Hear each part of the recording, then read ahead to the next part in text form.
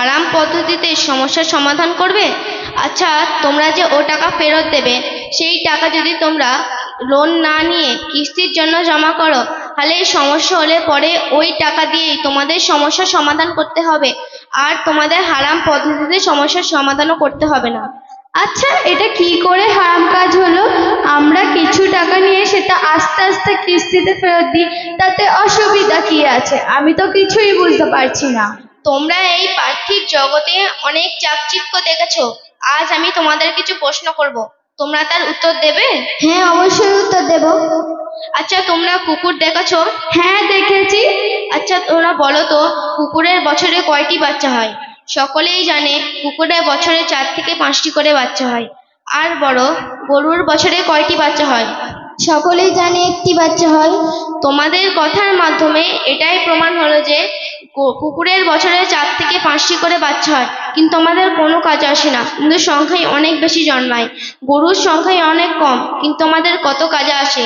গোটা পৃথিবীর মানুষ গরুর মাংস খাওয়ার জন্য কত গরুই না জবাই করা হচ্ছে, তাও কি গরুর সংখ্যা কমছে?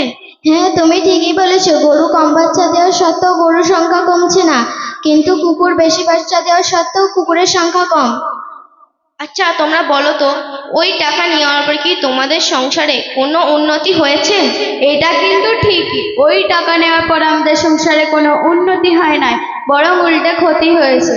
আমরা কারবারা বাজারে একটি ব্যবসা করতাম, ভাবলাম একটু বেশি পুঁজি হলে বেশি করে মাল তুলবো। এখন কি সমস্যা, মাল নিয়ে হাটে যাচ্ছি, তবুও বিক্রি হচ্ছে না। লাভের মুখ দেখা তো দূরের কথা, উল্টে দেনায় জড়িয়ে পড়লাম। আর ওই টাকা নেওয়ার পর আমাদের লোকটা আর আগের মতো খাটতেও চায় না, সব কাজ লোক দিয়ে করাতে চায়।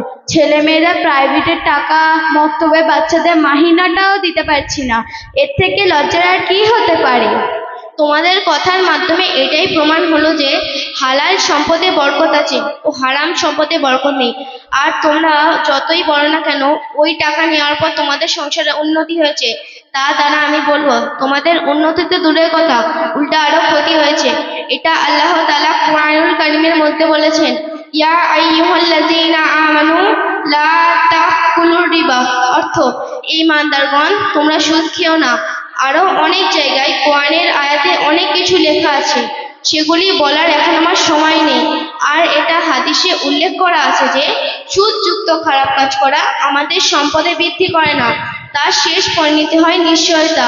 আর তোমরা ওই টাকা দ্বারা যতই সমস্যার সমাধান মেটানোর চেষ্টা করো না কেন, তোমাদের সমস্যার সমাধান হবে না ও বরকত হবে না।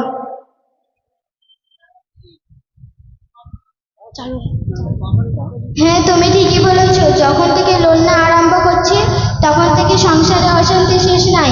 আল্লাহ তাআলা আমাদের সকলকে বন্ধের লোন সহ সকল গুনাহ থেকে দূরে রাখুন, আমিন। তাহলে ওই গুনাহ থেকে বাঁচতে আমাদের এখন কি করণীয়? তোমাদের এখন করণীয় হলো বন্ধন লোনকে পরিত্যাগ করে খালেস দিতে হবে, আর তওবা করতে হবে যে আল্লাহ তাআলা এই গুনাহ আর জীবনে কখনো করব না। তওবা করলে কি সত্যি জীবনের সব গুনাহ মাফ হয়ে যায়? হ্যাঁ, যদি তোমরা তওবা করো, আল্লাহ তাআলা নিশ্চয়ই তোমাদের জীবনের সব গুনাহগুলি মাফ করে দেবেন। তওবাটা কি আমরা তো জানি না। সেটা কি সৌদি থেকে আনতে হয়, নাকি বাংলাদেশ থেকে আনতে হয়, নাকি সেটা রান্না করে খেতে হয়, তাও তো জানি না। না, সেটা কোনো দেশ থেকেই আনতে হয় না, আর সেটা রান্না করার জিনিস নয়, বরং সেটা খুব সহজ কাজ। তোমরা সবাই আমার সাথে বলো, আস্তাগফিরুল্লাহ রব্বি মিন কুল্লি জামবি ওয়া আতুবু ইলাই। আস্তাগফিরুল্লাহ রাব্বি মিন কুল্লি জামবি মান কুল্লি জামবাটিউ। না, ভালো করে বলো, মিন কুল্লি জামবি মিন কুল্লি জামবিউ ওয়া আতুবু ইলাই। কি বললে? কত বড় বেলায়? না, বলো ওয়া আতুবু ইলাই। ওয়া আতুবু ইলাই। এখন থেকে তোমরা এই খারাপ কাজ থেকে মুক্ত হয়ে গেলে।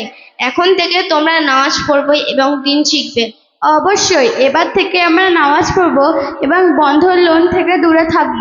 ওইসব কাগজ দিলাম ফেলে। আজ যদি তুমি না থাকতে, তাহলে আমরা এখনো খারাপ কাজের সাথে যুক্ত থাকতাম। তোমাকে অনেক ধন্যবাদ। আচ্ছা, তুমি এগুলো কোথা থেকে শিখেছো একটু বলবে? কেন, তোমরা জানো না?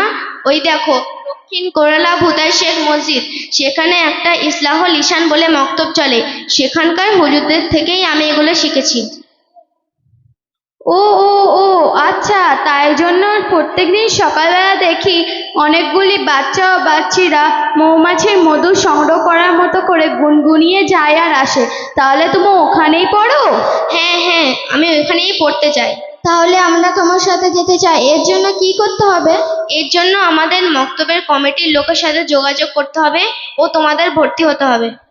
তাহলে চলো আমরা এখনই সবাই মিলে যাই। কমিটির লোক কেউ আছেন এখানে? হ্যাঁ, আমরা আছি। চলো যাই।